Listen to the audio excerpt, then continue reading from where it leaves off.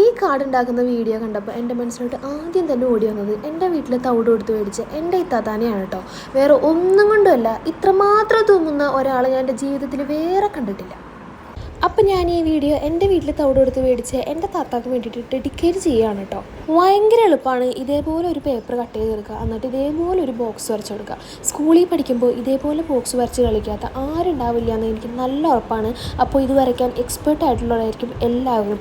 എന്നിട്ട് അത് ഹൈലൈറ്റ് ചെയ്യാൻ വേണ്ടിയിട്ട് ഞാൻ ബ്ലാക്ക് കളർ പെൻ യൂസ് ചെയ്യുന്നുണ്ട് കേട്ടോ. അത് വെച്ചിട്ട് എല്ലാം ഒന്ന് വരച്ചു കൊടുക്കുക. എന്നിട്ട് ഒന്നും കൂടെ ഒന്ന് എടുത്ത് നിന്നോട്ടെ എന്ന് വിചാരിച്ചിട്ട് ഞാനൊരു റെഡ് കളറും കൂടെ അടിച്ചു കൊടുത്തിട്ടുണ്ട്. പിന്നെ ക്യൂട്ട്നെസ് നമ്മുടെ മെയിൻ ആയതുകൊണ്ട് അതിനൊരു കുറവും വരുത്തിയിട്ടില്ല. കണ്ണും ചുണ്ടൊക്കെ വരച്ചു കൊടുത്തിട്ടുണ്ട്. അതിന് ശേഷം ഇതേപോലൊരു ഹോള് നമുക്ക് ഇട്ട് കൊടുക്കാം കേട്ടോ.